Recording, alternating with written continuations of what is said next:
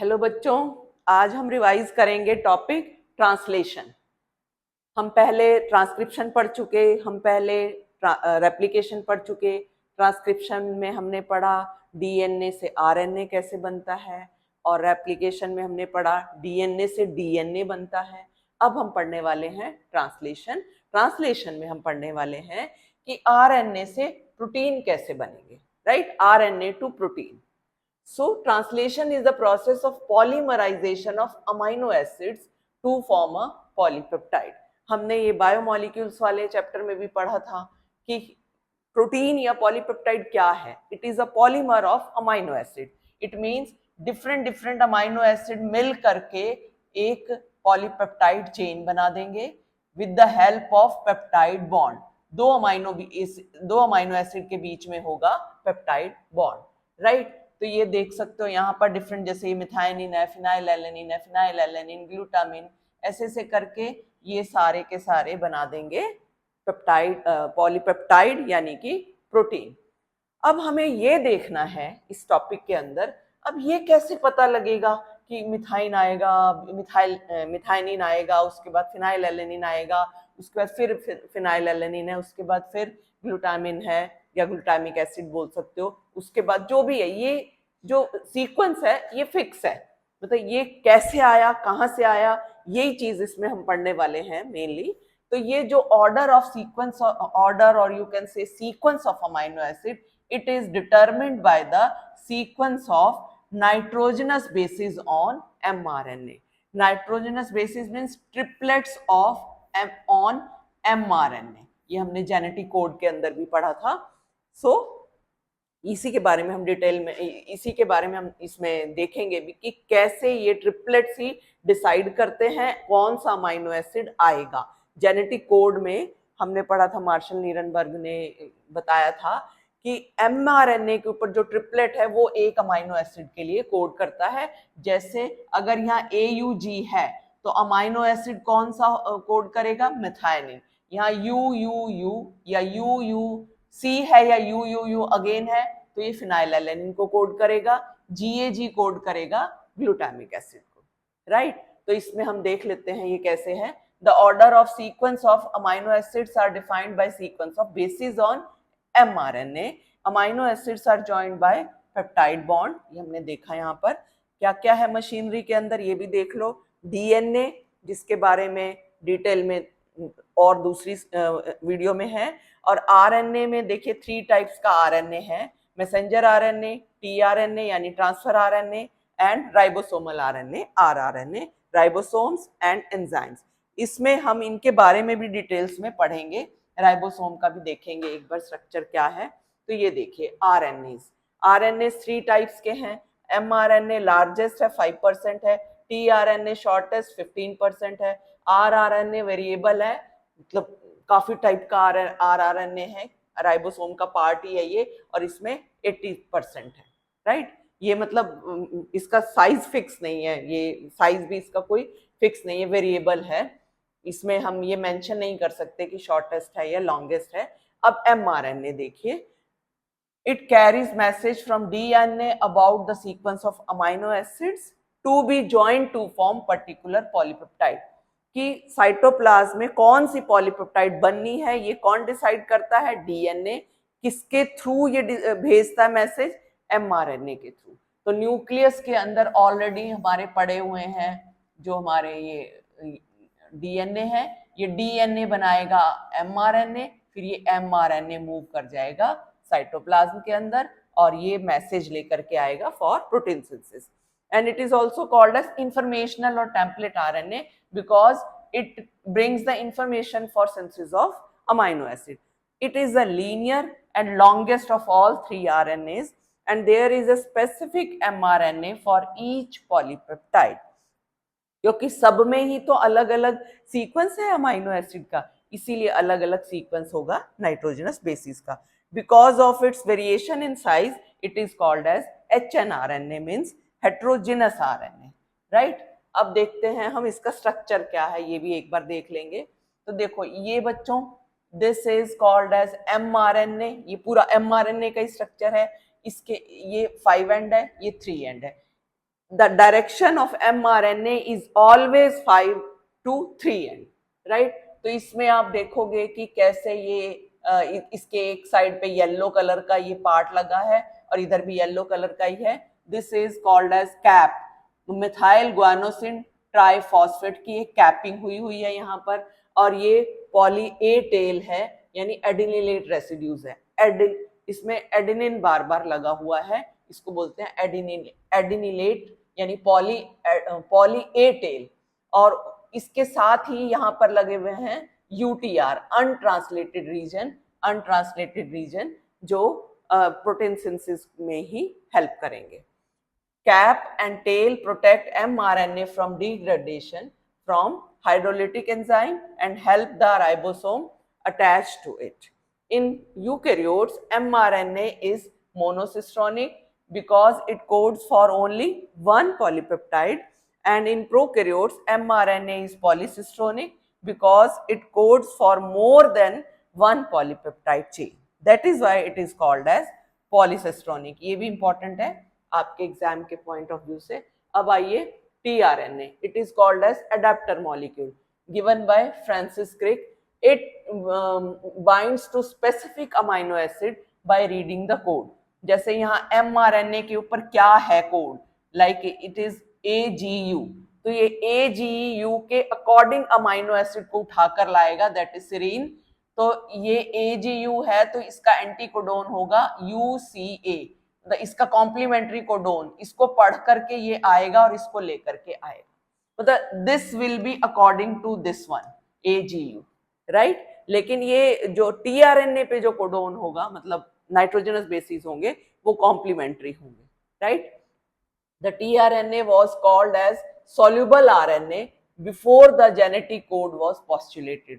जब तक genetic code नहीं आई थी तो इसको soluble RNA बोलते थे. इसका रोल बाद में असाइन हुआ है एज अडेप्टर मॉलिक्यूल. इसके देखिए 4 रीजन्स हैं, ये देख सकते हो. It has 4 regions. In actual structure it is inverted L, but यहाँ पर हम देख रहे हैं जो पहले एनसीईआरटी बुक में भी दिखाते थे क्लोवर लीफ मॉडल, अब न्यू एनसीईआरटी के अंदर ऐसे दिखाया हुआ है. तो बच्चों आप दोनों कर लो. ये वाला आपके एनसीईआरटी में इसकी लेबलिंग से रिलेटेड क्वेश्चन आ जाते हैं. This is called as anticodon, this is called as codon. इससे रिलेटेड ऐसे आएंगे. ये कोडोन है, ये वाला कोडोन एंटीकोडोन है, और ये जो है ये कोडोन है, और ये अमाइनो एसिड है which is present at 3 prime end of tRNA. तो ये देखो चारों कौन से हैं. 3 प्राइम एंड का ये वाली साइड कैरियर एंड जो अमाइनो एसिड को पिक करके लेके आता है, और इसको बोलेंगे राइबोसोमल साइड जो राइबोसोम के से अटैच होगा, और इसको बोलेंगे एंजाइम साइट, और ये वाली साइट है रिकॉग्निशन साइट. मतलब ये इस कोडोन को रिकॉग्नाइज करके ही फिर ये अमाइनो एसिड को पिक करके लेके आएगा, और यहाँ पर कॉम्प्लीमेंट्री नाइट्रोजनस बेसिस होंगे जिसको बोलते हैं एंटीकोडोन. तो आपको ये भी पूछ सकते हैं डिफरेंशिएट कोडोन एंड एंटीकोडोन. अब आइए rRNA which is greatly coiled. In combination with proteins, it forms large and small subunits of ribosome, therefore called as rRNA. तो ये देखो large subunit, small subunit. In prokaryotes it is 50s, in eukaryotes it is 30s, in eukaryotes it is 60s and it is 40s. मिल करके ये 70s बना देंगे और ये 80s बना देंगे. अब हम देखते हैं राइबोसोम का स्ट्रक्चर, राइट. तो इसमें देखो ये राइबोसोम बनते ही rRNA की हेल्प से हैं. There are tiny ribonucleoprotein particles without membrane. बच्चों ये ध्यान रहे, विदाउट मेम्ब्रेन ऑर्गेनेली है ये. राइबोन्यूक्लियोप्रोटीन मतलब RNA प्लस प्रोटीन. तो ये जितने भी बनते हैं ये लार्ज सब यूनिट, स्मॉल सब यूनिट, इसके अंदर राइबोसोम्स भी, ये राइबोन्यूक्लिक एसिड होता है, यानी कि ये rRNA और साथ में प्रोटीन. इसकी डिटेल पहले करते थे, अब छोड़ दो, तुम्हारी एनसीईआरटी में नहीं है. Ribosome consist of structural RNAs and 80 different proteins. तो 80 ध्यान रखना, एनसीईआरटी में भी गिवन है. They are the site for protein synthesis, therefore called protein factories. तो इनको प्रोटीन फैक्ट्रीज भी बोला जाता है. मेड अप ऑफ 2 सब units that is large and small, occur separately when not involved in protein synthesis. जब तक ये प्रोटीन सिंथेसिस नहीं कर रही होती तो अलग अलग पड़ी होती है साइटोप्लाज्म में दूर दूर, लेकिन जब प्रोटीन सिंथेसिस करना होता है तो ये आकर के mRNA पर अरेंज हो जाएंगी. They join when protein synthesis starts, separate when protein synthesis stop. Many ribosomes line up on mRNA during protein synthesis called polysome और polyribosome. कुछ भी बोल सकते हैं इसको दोनों में से आप.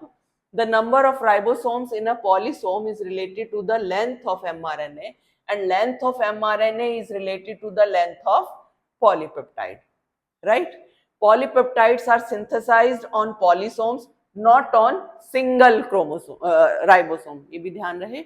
This is true for both prokaryotes as well as eukaryotes as well as mitochondria and chloroplast. क्योंकि उनके अंदर भी तो प्रोटीन सिंथेसिस होता है, तो उनमें भी सेम ही बात लागू होती है. A ribosome has 3 binding sites for tRNA. तो बच्चों ये देखो मैंने दिखाया हुआ है, आपकी एनसीईआरटी में 2 ही साइट दिखाई हुई हैं. थर्ड साइट आप नहीं भी दिखा सकते, बट थोड़ा इजी करने के लिए डायग्राम को मैंने शो कर दिया ताकि प्रोटीन सिंथेसिस का प्रोसेस बेटर समझ में आए. तो ये 3 साइट हैं, पी साइट, ए साइट, ई साइट. पी साइट को बोलते हैं peptidyl tRNA site. It holds the tRNA carrying polypeptide chain. यहां पर आते जाएंगे जो जो अमाइनो एसिड को लेकर के आएगा टीआरएनए. और जो ए साइट है इसको बोलते हैं amino acyl tRNA site that holds tRNA carrying amino acid. अब शुरुआत यहां से पहला अमाइनो एसिड तो इसी पे आएगा, लेकिन बाकी चेन इस पे बनेगी, फिर वो इस पे ट्रांसफर होगी पी साइड पे. ये हम अगली स्लाइड में बेटर समझेंगे कि कैसे ये टीआरएनए को होल्ड करता है और बाद में फिर ये उस पे जंप करेगी. ये पूरा प्रोसेस नेक्स्ट स्लाइड में हमें समझ में आ जाएगा. फिलहाल तुम ये देख लो, ए साइड, पी साइड, ई साइड. ए को हम बोलते हैं अमाइनो एसाइल साइड और पेप्टिड इसको बोलते हैं पेप्टिडाइल साइड. पेप्टिडाइल साइड क्यों बोलते हैं? क्योंकि इसके ऊपर चेन होती है इसके अमाइनो एसिड की, which are joined together by peptide bonds. That is why it is called as peptidyl site. Right? चलिए अब देखेंगे, इसको हम एक्सेप्टर साइट भी बोल सकते हैं अमाइनो एसाइल साइट को, और ई को बोलते हैं एग्जिट साइट. अब यहां से जब चेन इधर मूव करेगी तो वो फ्री हो जाएगा टीआरएनए, फिर वो यहाँ पर मूव करेगा, फिर वो यहाँ एग्जिट साइट पर आते ही साइटोप्लाज्म में आ जाएगा. राइट? तो ये सारी चीजें हम नेक्स्ट उसमें समझेंगे कैसे है. First tRNA amino acid complex directly enter the P site of the ribosome. First वाला यहाँ आएगा, बाकी सारे यहाँ आएंगे. फिर ये क्या करेगा, यहाँ से अमाइनो एसिड इसके ऊपर जंप कर जाएगा तो टीआरएनए फ्री हो गया, फिर वो टीआरएनए यहाँ मूव करेगा और यहाँ से साइटोप्लाज्म में जंप कर जाएगा. तो ये प्रोसेस कैसे चलेगा अभी हम देखेंगे, काफी इंटरेस्टिंग है ये. Mechanism of protein synthesis, it is an elaborate process. It involves following steps. इसमें 4 स्टेप होते हैं मेनली. एक तो ये याद रखना है आपको, activation of amino acid, charging of tRNA, activation of ribosome, and fourth step is assembly of amino acid means polypeptide formation. तो बच्चों देखो इसमें क्या क्या होता है. फर्स्ट स्टेप है एक्टिवेशन ऑफ अमाइनो एसिड. अब अमाइनो एसिड की एक्टिवेशन जब तक नहीं होगी वो चार्ज नहीं होगा और वो काम नहीं करेगा इस प्रोसेस के अंदर. तो एक्टिवेशन कैसे होगी? एटीपी की हेल्प से. तो अमाइनो एसिड एटीपी की हेल्प से तो इसके साथ एटीपी के साथ ज्वाइन करेगा. In presence of enzyme amino acyl tRNA synthetase, in presence of ion, also in presence of iron, magnesium ion, and it becomes activated amino acid. तो आप देख सकते हो जो ATP है, ATP में से 3 फॉस्फेट होते हैं ना ATP के अंदर, में येलो से दिखाती हूँ. ATP के अंदर 3 फॉस्फेट जो होते हैं, इसमें से 2 निकल के अलग आ गए, सिर्फ एक रह गया, तो इसको बोल देते हैं AMP. तो ये हो गया amino acid AMP and enzyme जुड़ गया इसके साथ, बन गया कॉम्प्लेक्स पूरा. Amino acid AMP enzyme complex plus pyrophosphate. Pyrophosphate छोड़ देगा, इसको अलग चला जाएगा. Now notice this point, there is a separate enzyme for each amino acid, therefore there are 20 enzymes. तो सबके लिए अलग, क्योंकि 20 अमाइनो एसिड है तो 20 एंजाइम्स होंगे. Now charging of tRNA, the activated amino acid binds to amino acid binding site of tRNA. हमने पीछे देखा ना बाइंडिंग साइट कौन सी है, ये वाली साइट 3' है. तो ये यहाँ पर बाइंड करेगा। इसके लिए भी देखो क्या है रिएक्शन, तो इसको उठा लो, यहाँ यूं का यूं उठा लिया, EC मतलब enzyme complex plus tRNA. This process is also called as amino acylation of tRNA, right? Enzyme is the same, right? And then what happened, ये तो एक्टिवेटेड अमाइनो एसिड है प्लस tRNA, तो ये देखो अमाइनो एसिड और tRNA जुड़ गया, ये अमाइनो एसिड और tRNA जुड़ गया, ये अलग हो गया, AMP एंड एंजाइम, AMP और एंजाइम अलग आ गया और tRNA के साथ अमाइनो एसिड जुड़ करके बना देगा ये अमाइनो एसाइल कॉम्प्लेक्स, यानी कि tRNA amino acid complex, right? अब ये क्या करेगा, ये जो बन गया it moves to the site of protein synthesis, यानी कि अब जाएगा mRNA के पास, ये देखेंगे। उससे पहले हम देख लेते हैं activation of ribosome. The small and large subunits are joined together by mRNA chain. ये देखो mRNA चेन पहले ही पड़ी थी, इसने शुरुआत करनी होती है प्रोटीन सिंथेसिस की मशीनरी की, तो सबसे पहले आके जुड़ती है स्मॉल सब यूनिट, उसके बाद आती है लार्ज सब unit. Activation of ribosome by mRNA also requires magnesium ion। तो बच्चों ये देखते हैं हम कैसे होता है इसके अंदर।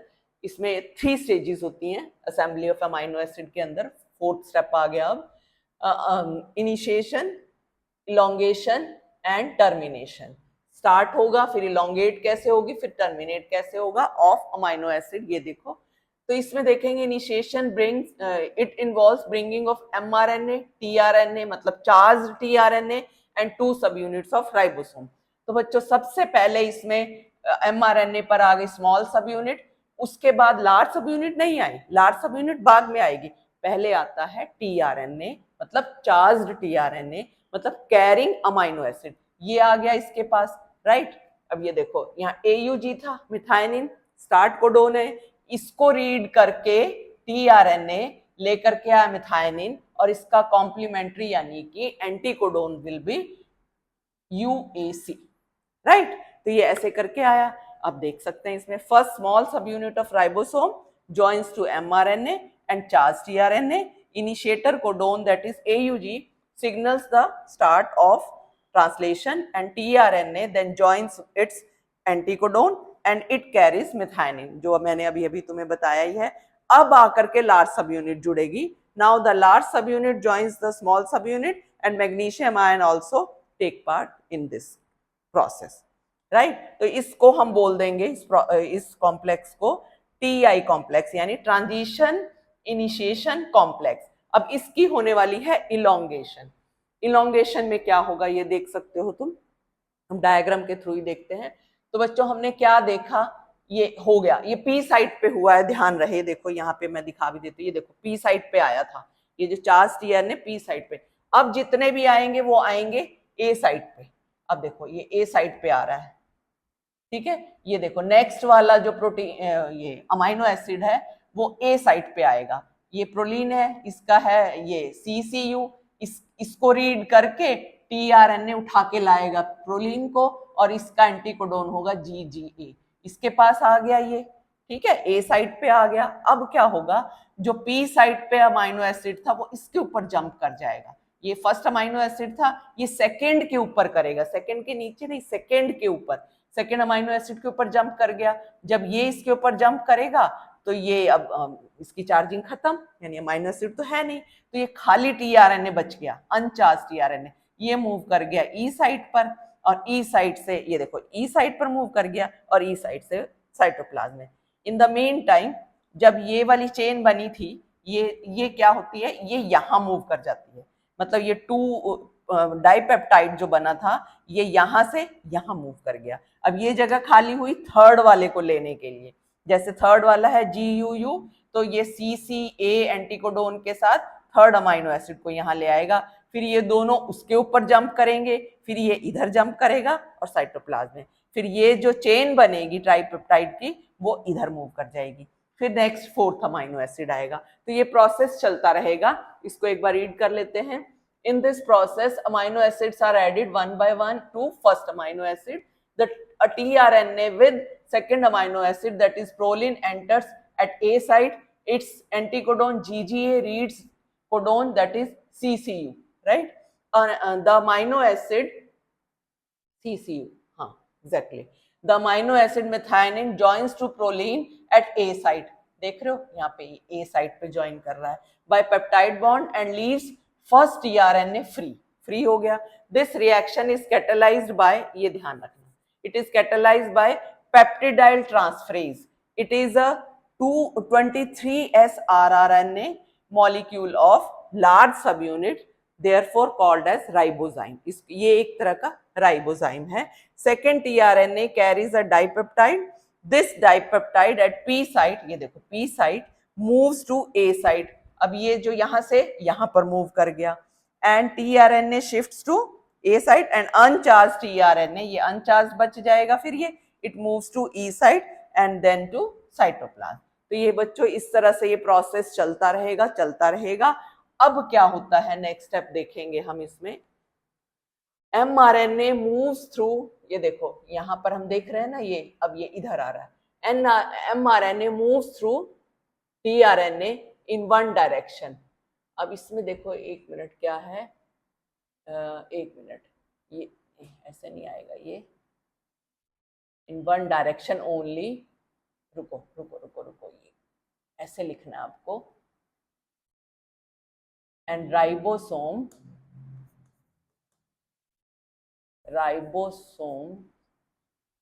एक तो ये ध्यान रखना, इसमें राइबोसोम मूव करेगा. ये यहां दिखा देती हूं मैं, ये ऐसे लिखो, ribosome moves from 5 to 3 prime and. ये देखो राइबोसोम ऐसे मूव कर रहा है, ये mRNA ऐसे जा रही है, राइबोसोम ऐसे मूव कर रहा है, राइट? ठीक है, mRNA moves through ribosome in one direction only and ribosome moves from 5 to 3 direction, right? This elongation cycle takes less than 0.1 second, itna small time. Now next cycle starts, a third tRNA comes at A site, dipeptide shifts to third tRNA, third amino acid. ये देखो ये इधर आ जाएगा, ये उसके ऊपर आ जाएगा, और फिर ये इधर आ जाएगा tRNA, फिर ये टीआरएनए इधर मूव कर जाएगा, ये टीआरएनए इधर मूव करेगा. तो ये सिलसिला बच्चों चलता रहेगा. This chain shifts to P side, this process is repeated. Now you can see इसी तरीके से फोर्थ अमाइनो एसिड भी आ जाएगा. जैसे ये देख सकते हो फोर्थ अमाइनो एसिड के अंदर ये GUG है, तो ये CAC आ रहा है. ठीक है, the 4-letter language of DNA, that is ATGC, is transcribed into a 4-letter language of mRNA. तुमने देखा DNA के अंदर ये चारों लेटर होते हैं, mRNA के अंदर ये चारों. in place of T होता है U, which is translated into 20-letter language of polypeptide, right? देखो यही कोड करते रहते हैं डिफरेंट सीक्वेंस के साथ 20 अमाइनो एसिड के लिए. अलग अलग देख सकते हो, जैसे CCU, GUU, GUG, ऐसे हमने पढ़ा है. वो जेनेटिक कोड पॉसिबल 64 कोडोन्स में से 61 अमाइनो एसिड को कोड करते हैं और 3 कोडोन होते हैं stop codons. Only 1 polypeptide chain can be synthesised at a time on 1 ribosome. ये भी ध्यान रहे, हम जो दिखाते हैं उसके अंदर, यानी कि एक ही राइबोसोम एक पॉलीपेप्टाइड बनाता है. Termination at the end there is a stop codon UAA और UAG और UGA, जैसे यहाँ पे मैंने लिखा हुआ है UAG, right? it, इसको ऐसे दिखा देती हूँ, UAG, right? it reaches A site but it is not read. इसके लिए कोई tRNA, कोई अमाइनो एसिड नहीं होता. therefore there can be no further addition of amino acid to chain. मतलब चेन में अगर ये आ गया तो आगे कोई सिंथेसिस नहीं होगा, ये ध्यान रखना है आपने. और ये हाँ, जस्ट अ सेकेंड, यहाँ खत्म है, ये अलग टॉपिक आ गया. हाँ, ये a protein called release factor, this is called as RF, join stop codon on A site. ये देखो A साइट, यहाँ पे ये वाली A साइट है, ठीक है. ये stop codon protein called release factor joins stop codon at A site. अब ये tRNA की जगह रिलीज फैक्टर ज्वाइन कर जाएगा स्टॉप कोडोन के साथ. राइट। ये देखो ये रिलीज फैक्टर है। Now completed polypeptide separates from tRNA at P site and free from ribosome। तो ये जो कंप्लीट होती है ये छोड़ देगी इसको, राइबोसोम से अलग हो जाएगी और उसके अंदर आ जाएगी साइटोप्लाज्म के अंदर, right. Ribosome jumps off the mRNA and dissociates into 2 sub unit. ये देख सकते हो आप, सब कुछ ही अलग अलग हो गया, चेन चली गई, tRNA चला गया, रिलीज फैक्टर, जब रिलीज फैक्टर आता है ज्वाइन करता है तो इसमें सब कुछ मशीनरी के पार्ट्स अलग अलग हो जाएंगे, mRNA, राइबोसोम के स्मॉल एंड लार्ज सब यूनिट सब अलग अलग हो गई, right. Ribosome jumps off the mRNA and dissociates into 2 sub unit. ये तुम्हारी एनसीईआरटी का डायग्राम है बच्चों, इसकी लेबलिंग आ सकती है, मैंने डिटेल पूरा तुम्हें बता दिया था। ये देखो ये पी साइट है, यहाँ से कैसे ये पूरी की पूरी चेन इधर मूव कर रही है, यहाँ ऐसे मूव कर रही है, ठीक है, और ये फिर वापस इसमें साइटोप्लाज्म में आ जाएगा, राइट। तो ये प्रोसेस चलता रहता है। Why are DNA and ribosomes located at different sites? मतलब डीएनए न्यूक्लियस के अंदर है, राइबोसोम साइटोप्लाज्म के अंदर है, क्यों? If both were in nucleus the production unit that is ribosome would be far away from energy source and raw materials. If both were in cytoplasm, the information center that is DNA information center, इसी ने information दी थी कि कौन सा polypeptide बनना है, it would be expose to respiratory breakdown.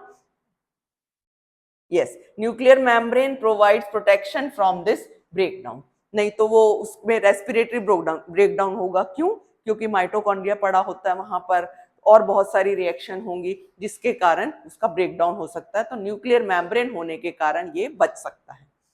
Therefore, DNA therefore acts as master document from which working copies are prepared in the form of mRNAs। तो master document बैठा है न्यूक्लियस के अंदर, वहां से ये mRNA के थ्रू मैसेज भेजता जाता है साइटोप्लाज्म में, फिर प्रोटीन सिंथेसिस की मशीनरी असेंबल होती है जहां पर प्रोटीन बन के निकलता जाएगा। ऐसे करके ये ट्रांसलेशन का प्रोसेस कंप्लीट होगा। Thank you.